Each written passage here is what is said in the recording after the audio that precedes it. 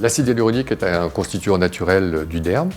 Il comble les espaces intercellulaires, il participe à l'hydratation, à la cohésion des tissus. L'acide hyaluronique voit son pourcentage diminuer au fil des années.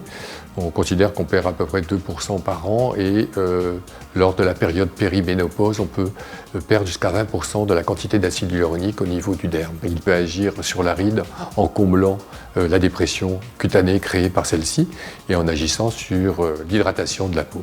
Dans les produits de comblement, il faut donc distinguer les produits qui sont résorbables, les produits non résorbables. Les produits résorbables ont une durée de vie de 12-18 mois et on sait que spontanément ils vont disparaître au niveau de l'organisme. Les autres produits qui existent sont des cristaux d'hydroxyapatite et l'acide polylactique.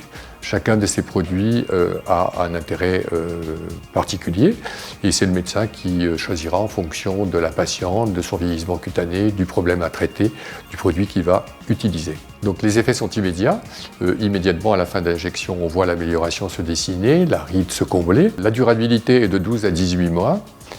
Et l'amélioration du fait du caractère hydrophile de l'acide hyaluronique va se bonifier dans les jours qui vont suivre. Les avantages de l'acide hyaluronique, c'est sa facilité d'injection, sa très bonne tolérance. Il est utilisé depuis de nombreuses années, puisqu'il s'est développé depuis les années 2000.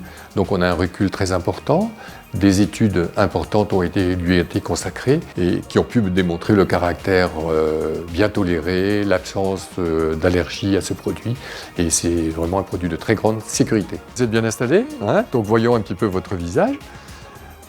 Donc vous savez, donc, le visage en vieillissant, c'est surtout la partie médiane du visage qui vieillit.